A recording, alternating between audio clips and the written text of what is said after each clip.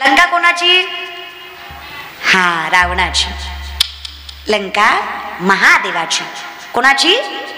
महादेवाची. लंकेची पार्वती. कळतंय? लंका महादेवाची. लंकेचं स्थापत्य महादेवाचं आहे. रावणाचं लंका निर्माण महादेवानं केली, रावणानं. पण रावण हा शिवभक्त होता.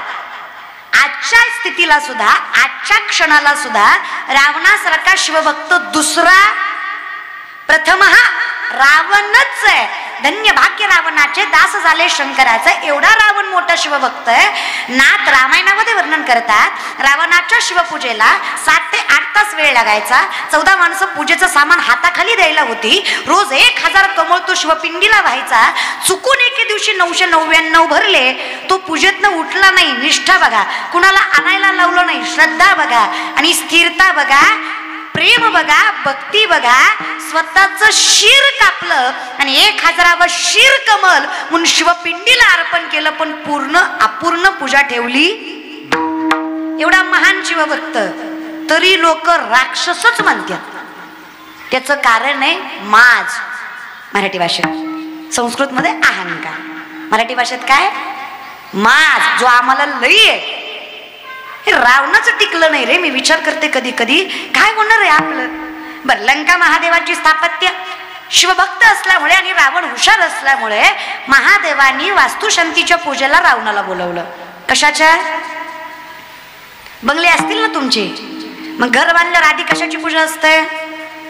वास्तू हा राक्षस आहे, तो नवीन घरामध्ये राहतो, त्याच्या शांतीसाठी वास्तुशांतीची असते का?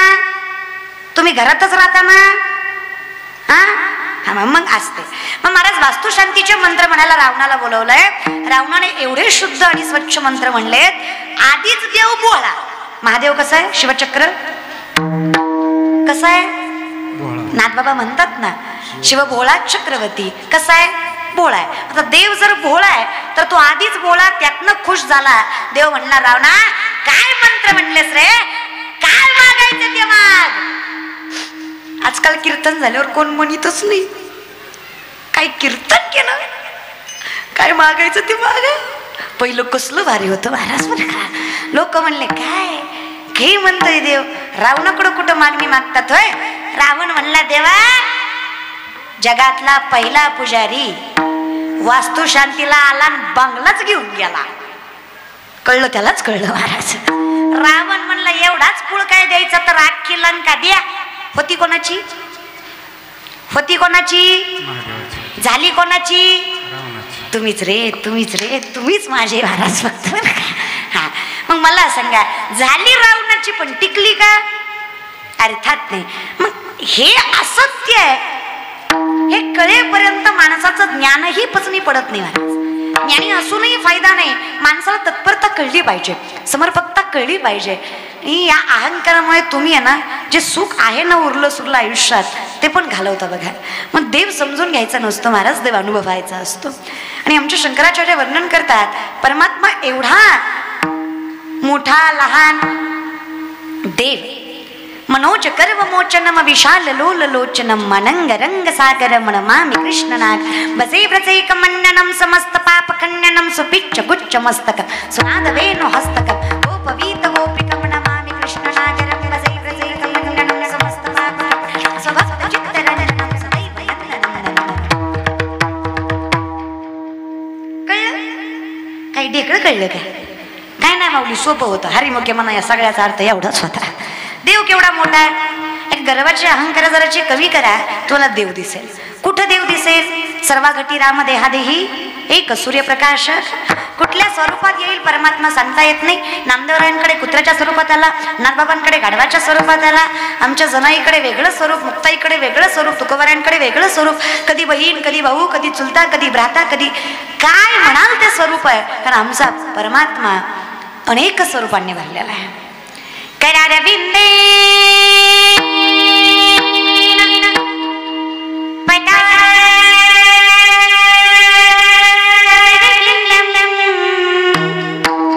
मुखारविंदे मिनिवेशयन् वटस्य पत्रस्य पुटेशया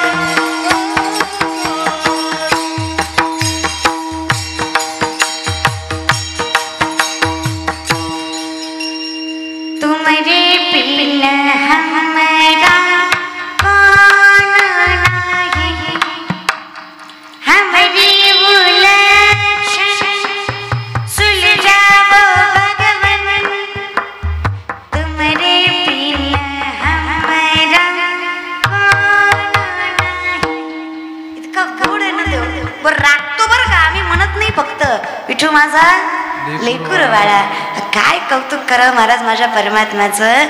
जगद्गुरु तुकोबार आहे. तुका आकाश वडा अनु रेणू या तोकडा. आकाशापेक्षा मोठे अनुपेक्षा लहान असणारे तुकोबार आहे. ज्यांच्या नामाने यमही कापावा एवढी ताकद ज्यांच्यामध्ये आहे. महाराज त्या तुकोबारायांकडे काही कालांतराने गरिबी आली. म्हणजे तुकोबाराय गरीब होते असं तुकोबारायांसारखी श्रीमंती तुमची आमची विचारही करू शकत. 65 लाखाची सावकार की तुकोबारायांची. किती लाखाची? आत्ताचे नाही, 350 वर्षापूर्वीचे. आजच्या स्थितीला 60,000 रुपये तोळा हिशोबानं सोनं चाललंय. बरोबर बरोबर का? म्हणजे एक अंदाज पंचरे 60च्या हिशोबाने चाललाय. मग आता मला सांगा 60,000 तोळा 30-40 वर्षापूर्वी किती रुपये तोळा होतं? बाईनं मोठी आहेत ना तुम्ही. तुमच्या लग्नात किती ना तोळा होतं? सॉरी, तुमचं लग्न झालंय का? ते महत्वाचं आहे महाराज, नाही का? लग्न गोष्ट अशी न करू वाटतं रे दादा. पण कोण म्हणलं करू नका? आसोनी संसार केलंच पाहिजे रे. कोण करायचंच. कोण म्हणलं संसारात दुःख आहे परमात्म्यात सुख आहे? तुमच्या मान्यावर आहे बघा माऊली. तेषामहं समुद्रता मृत्यू संसार सागरात भवामी नक्षरात पार्थमय्या विशुद्ध चेतसा. हे जर अवघड आहे म्हणजे दिसतोय तो भवसागर तुमच्या आमच्या तरण्यावर अवलंबून आहे आणि तरायचं असेल तर अखंड चिंतन विठोबा करू नये असं नाही. बरं कोण म्हणलं संसारात सुख नाही दुःख नाही, बायको करावीच लागते, सगळे करतात, कोण करत नाही.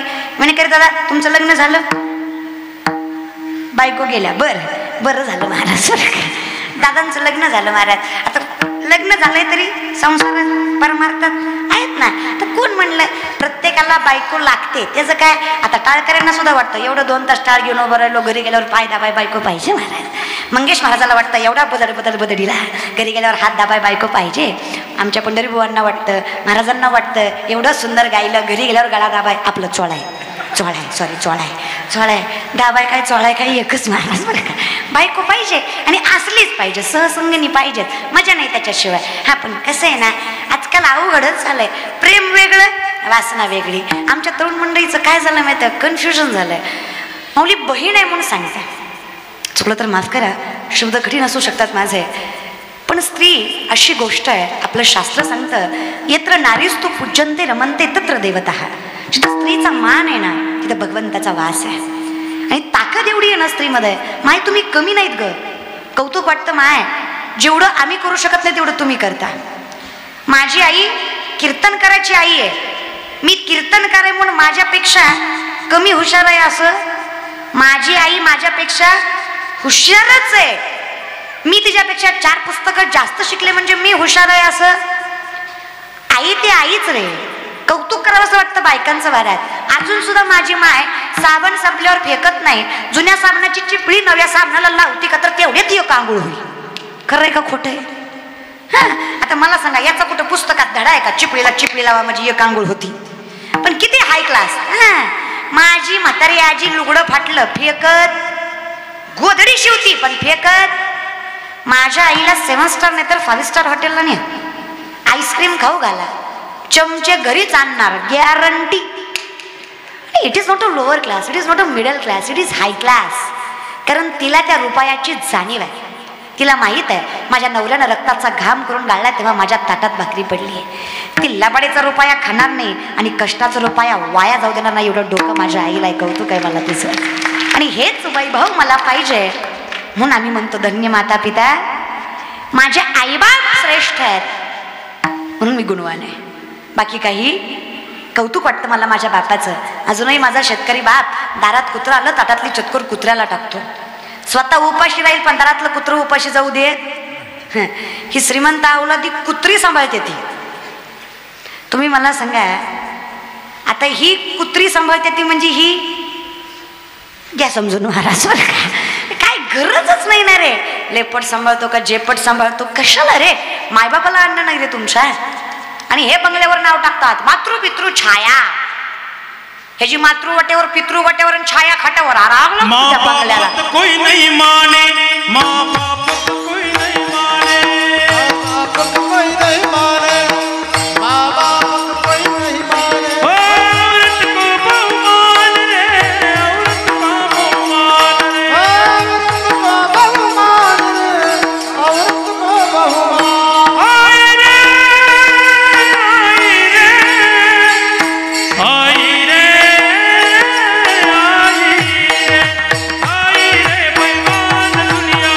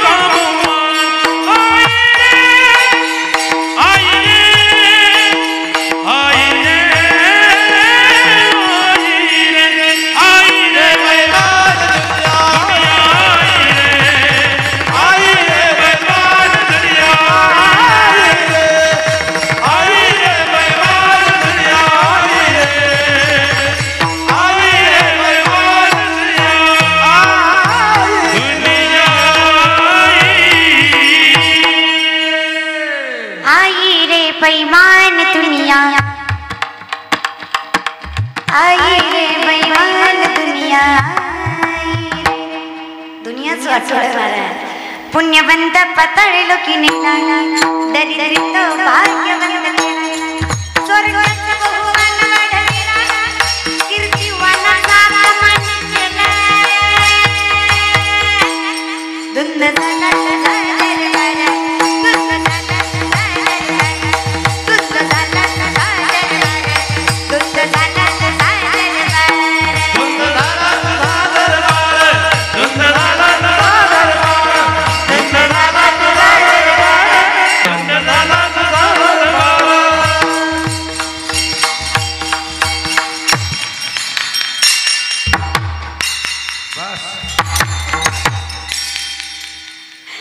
धुंद झाला तुझा दरबार धुंद झाला तुझा दरबार काय जग आहे देवा ह्यांचा अंगाऱ्यावर विश्वास आहे पण बुक्यावर नाही हे कळलं त्यालाच कळलं महाराज म्हणजे महाराज लोकांच्या पाया पडल्यावर लेकरू होतं हे मान्य आहे तुम्हाला अरे माणसं आहे का कोण आहे आपण अरे महाराज लोकांच्या पाया पडून लेकरं झाली असती लग्न बॉम्बलाई केली असती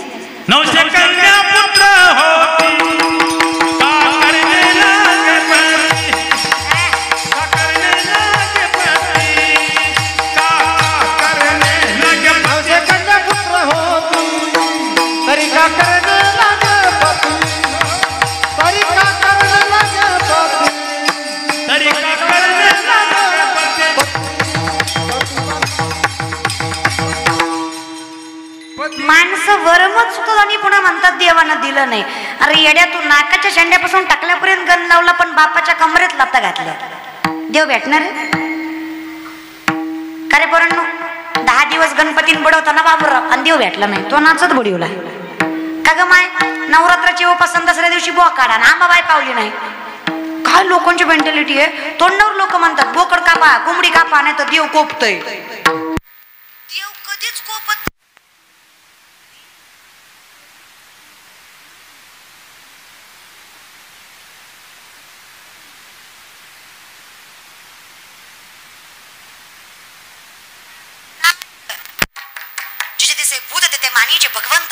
निश्चितच जाणं माझा अरे सामाजिक दृष्टिकोनातून जरा तरी विचार करत जा रे प्रामाणिकपणा जपत जा सत्य बघत जा आमच्याकडे कर्म कमी भाऊ भाटा जास्त आहे म्हणजे महाराज फॉर्च्युनर मध्ये आला तर हुशार आहे रिक्षात आला तर मूर्ख आहे पेटवा मग एक एक कडनं म्हणजे पोरगी वरातीत नाचली सुशिक्षित कीर्तनात नाचली नालायक अरे वा मानले पाहिजे माऊली तुमच्या डोळ्याला जी नवरदेवासमोर नाचते it is free minded high class आणि जी कीर्तनात नाचते it is uneducated unprofessional unclass lower class third class म्हणजे तुमचं कसं आहे ज्याला मटण चावना त्यानं माळ घातली त्यो महाराज आणि आम्ही कोण पोतराज अरे येड्या त्याला चावना पण घातली आम्ही चावायला यायच्या आधीपासून घातली धन्य माता पिता कुळी कन्या पुत्र कुळीचं परमार्थ आहे रे वेड्यासारखं लोक अवघडच आहे बघा ज्या मंदिराचा आकार मोठा आहे त्याला गर्दी जास्त आहे देवात सुद्धा भेदभाव आहे आमच्याकडे टाकल्यावरची केस काढून टाकल्यावर केस येणं तरी तिरुपतीला मरतो पंढरी शेगाव पाय त्याला आहे खपत देव वेगळा नसतो रे तिरुपतीचे बालाजी काय पंढरीचा पांडुरंग काय देऊचे तुकोबार आहे काय आळंदीचे ज्ञानोबार आहे काय आणि आपल्या गावातलं संतांचं मंदिर काय सगळं सारखंच आहे फक्त मान्यवर तुम्ही किती भावनेने दर्शन घेताय मैया वेश मनवे म्हणते युक्ता उपासते श्रद्धया परियोपेत असते युक्त तमामता हे महत्वाचं आहे श्रद्धा महत्वाची आहे बाकी काही त्रिवेणी संगमी नाना तीर्थभ्रमी चित्त नाही नामी तरी ते व्यर्थ नामासे बिनमुख तोनर पापिया द्वैताची झाडांनी गुरु विन ज्ञान तया कैचे कीर्तन घडेला नामी विनंती ठाईच वैसोनी करा आवडी अनंत न लगती सायास जावे वनांतरा सुखे येतो घरा नारायण देव इथं आहे द्वारकेचा राणा तुम्हा आम्हाला फक्त समजलं पाहिजे आणि हे ज्याला समजलं तयाचा हरिक वाटे देवा मग ज्याला समजून सुद्धा त्यांना केलं नाही त्याच्याविषयी आम्ही काही बोलणार नाही कारण माणसाला मी म्हणले ना मग माणसं चुका मान्य करत नाही एक माणूस माझ्याकडे आला म्हणला ताई माझी बायको ऐकत नाही म्हणलं दादा कोणाचीच ऐकत नाही त्याचं काय एवढं बरं काय तर म्हणलं तसं नाही माझी ऐकत नाही म्हणलं हा ना म्हणलं तसं नाही माझीला ऐकू येत नाही हे वेगळं आहे मग तू माझ्याकडे का आला, डॉक्टरकडे मर ना. ते म्हणलं तसं नाही, ती डॉक्टरचंही ऐकत नाही, तिला मान्यच नाही की तिला ऐकू येत नाही. 20 वर्ष झालं मी तिला सगळं कसा संसार करतोय माझी मला माहिती. ताई ते तुम्हाला मानती, तुम्ही फक्त तिला जाऊन सांगा की बाई तुला ऐकू येत. म्हणलं ती कुणाचं ऐकत नाही, माझं बरं ऐकून. मी म्हणलं एक काम कर, तू घरी जा आणि तिला कुठून कुठपर्यंत ऐकू येत नाही तेवढं बघ, आणि तुझं एकदा कन्फर्म झालं की मी येते महाराज बरं का. आता मला कीर्तन आहे. मग तो गेला घरी, त्यानं दरवाजा वाजवला, त्याच्या नातून दरवाजा उघडला, त्यानं दरवाजातनच बायकोला हाक मारली. बायको किचन मध्ये होती. ती म्हणला का ग कुठली भाजी केली. हिचा काही आवाज आला. हा म्हणला हिला किचनच्या दरवाजा म्हणजे दरवाजापासून किचन पर्यंत ऐकू येत नाही. मग सोप्याजवळ गेला, का ग कुठली भाजी केली. तरी हिचा आवाज आला.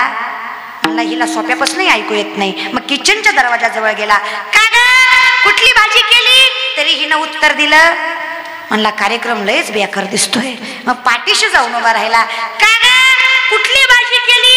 हिनं रागा रागानं चुलीवरची कढई उचलली, त्याच्या समोर आदळली, म्हणली 4दा सांगितलंय बटाट्याची केली.